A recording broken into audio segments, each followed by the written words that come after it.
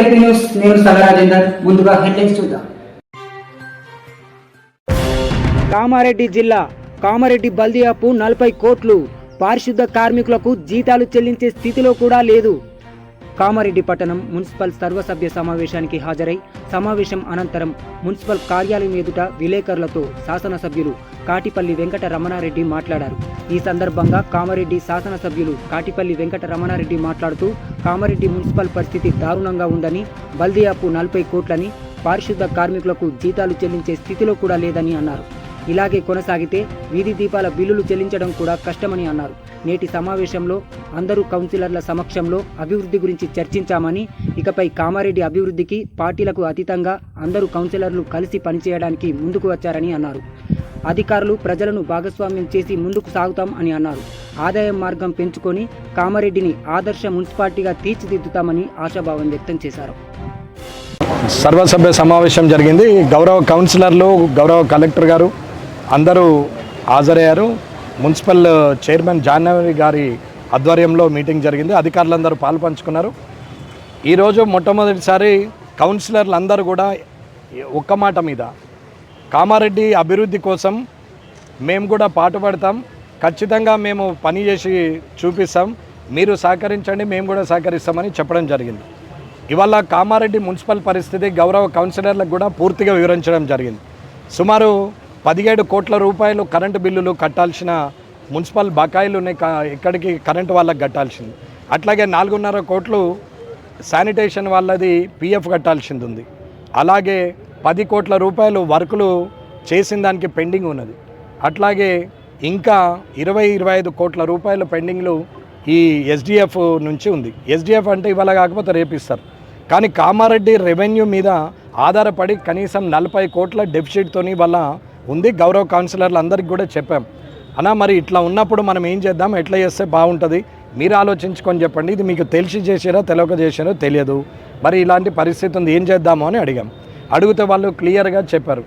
మరి ఏదైతే రెవెన్యూ ఎంత ఉంది అని అంటే 11 కోట్లు ఉంది, ఖర్చు ఎంత ఉంది అని అనుకుంటే 15 కోట్లు ఉంది. అంటే సంవత్సరానికి 4 కోట్లు డెఫిసిట్ అవుతుంది.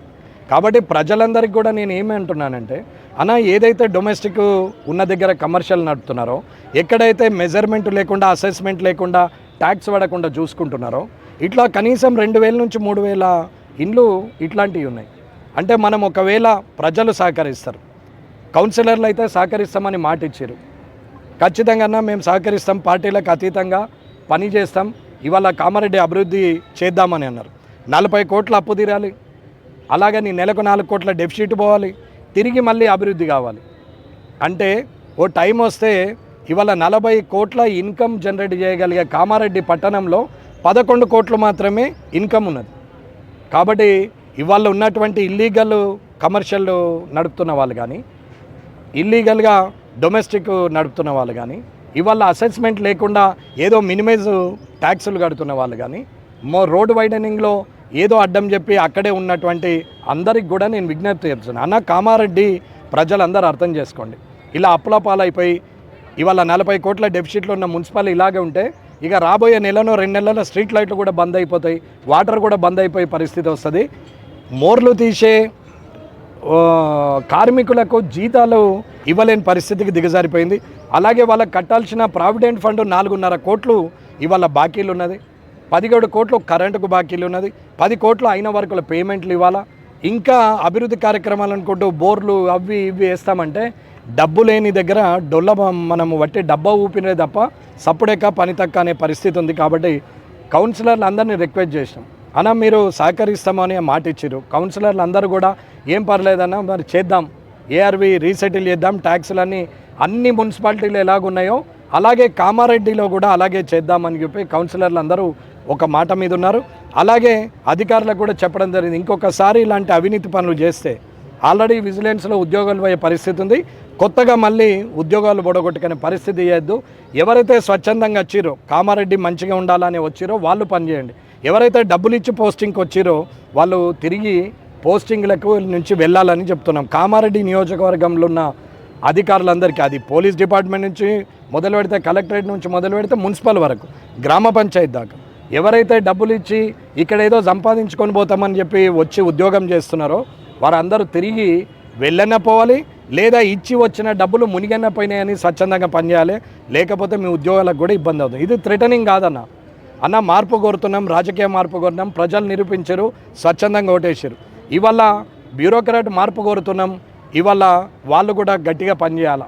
అలాగే ప్రజల మీద నాకు నమ్మకం ఉంది. కామారెడ్డి పట్టణ ప్రజల్ని, అన్ని కుల సంఘాలని, ఇవాళ ఉన్నటువంటి ఛాంబర్ ఆఫ్ కామర్స్ని, రైస్ మిల్లర్స్ని, ఆర్యవైశ్య సంఘాన్ని, అలాగే బిజినెస్ పీపుల్ని, అలాగే ఇంకెవరైతే వివిధ సంఘాలు ఉన్నాయో వాళ్ళందరినీ, రిటైర్మెంట్ ఎంప్లాయీస్ని, అలాగే డాక్టర్స్ని, లాయర్స్ని అందరినీ కలిపి ఒక మీటింగ్ పెట్టి దానికి ఒక కమిటీ లాగా ఏర్పాటు చేసి కామారెడ్డి పట్టణ అభివృద్ధికి సహకరించాలని కోరుకుంటున్నా. కాబట్టి ఈ 40 కోట్ల అప్పు తీరాలంటే జీవితకాలం సరిపోదు. కాబట్టి ఇది ఇలాగే ఉంటే ఏమీ చేయలేం. నేను 12 పార్లమెంట్లో 80 నియోజకవర్గాలు నేను ఇంచుమించు తిరిగి వచ్చిన. ఇవాళ ఎక్కడ పోయినా కానీ మున్సిపాలిటీలు బాగున్నాయి. అసలు కామారెడ్డి థర్డ్ క్లాస్ పొజిషన్లో ఉంది. అంటే least and last and third class. అంటే ఇంతకన్నా వరస్ట్ మున్సిపాలిటీని నేను చూడలేదు. ఇక నేను పోయే ముందర ఏమనుకున్నామంటే మాదే బాగుంది, పెద్ద పెద్ద రోడ్లు ఉన్నాయి అనుకున్నాం. కానీ ఇక్కడున్న పరిస్థితి పూర్తిగా ప్రజలకు అర్థం కావాలా. కాబట్టి దయచేసి అందరికీ చేతులైతే దండం పెట్టి ప్రజలందరినీ నేను కోరుతున్నది ఏంటంటే కామారెడ్డి ప్రజలు సహకరించండి. ఇవాళ ఇన్కమ్ జనరేట్ అయితే ఇవాళ ఎన్విరాన్మెంట్ క్లియర్ అవుతుంది.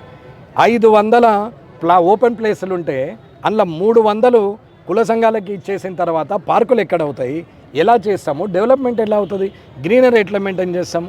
అసలు ఇవాళ ఒక్క రోడ్డు వెడల్పు అయితే 5,000 గజం ఉన్నది 10,000 అవుతుంది. ఇవాళ 2,000 కిరాయి ఉన్నది 5,000 అవుతుంది. ఇవాళ ఉన్నటువంటి లాభమయ్యే పనులే తప్ప నష్టమయ్యేది కాదే. ఇది మాత్రం అర్థం చేసుకోకుండా ఉంటే ఎట్లా? కాబట్టి ప్రజలు భవిష్యత్ తరాలకు కూడా మనం చూడాలా. నేను బాగుండాలా, నా కొడుకు బాగుండాలని ఎలాగైతే అనుకుంటామో నా ఊరు బాగుండాలని మనం అనుకోవాలని చెప్పి అందరినీ వేడుకుంటూ, ఇవాళ మున్సిపల్లో నేను సంతోషం ఏంటంటే కౌన్సిలర్లు యావత్తు 49 మంది పార్టీలకు అతీతంగా ఇవాళ ఏక నిర్ణయం తీసుకున్నారు. మేము సహకరిస్తాం, మమ్మల్ని కూడా కలుపుకోండి. మేము అవసరం అనుకుంటే మేము కూడా మీలాగా వచ్చి అవసరం అనుకుంటే అందరి మధ్యలో నిలబడి మాట్లాడతామని కూడా చెప్పారు. రోడ్ వైడనింగ్లో కానీ అలాగే డెవలప్మెంట్లో కానీ ఇప్పుడు ఏదైతే ట్యాక్స్లు ఎన్హాన్స్మెంట్స్ ఎక్కడైతే లోటు చేసారో, ఎక్కడైతే ఇల్లీగల్ నడుస్తున్నదో అవన్నీ కూడా రీసెటిల్ చేయడానికి కౌన్సిలర్లు గారు ముందుకు రావడానికి నేను చాలా సంతోషపడుతూ వాళ్ళందరికీ ధన్యవాదాలు తెలియజేస్తున్నా. ఇది నిజమైన విషయం, లోపల జరిగింది మీకు చెప్తున్నాం. కాబట్టి రాబోయే కాలం కామారెడ్డికి మరింత మంచిగా ఉండాలని, భవిష్యత్తు ఉండాలని కోరుకునే వ్యక్తిగా ప్రజలందరినీ కూడా. రిషిత హెర్బల్ బ్యూటీ పార్లర్ మా వద్ద అన్ని రకాల ఫేషియల్స్, ట్రెండింగ్ హెయిర్ కట్ మరియు పెళ్లి కూతురు మేకప్ చేయబడును. మా address bus stand out gate, new municipal road, Korutla. సంప్రదించవలసిన నంబర్ 9100476724. మన ఎల్పీ న్యూస్ ఛానల్ ని లైక్, షేర్, కామెంట్ చేయండి. మరిన్ని లేటెస్ట్ అప్డేట్స్ కోసం మన ఎల్పీ న్యూస్ ఛానల్ ని సబ్స్క్రైబ్ చేయండి. అలాగే పక్కన ఉన్న గంట సింబల్ ని కొట్టడం మాత్రం మర్చిపోకండి.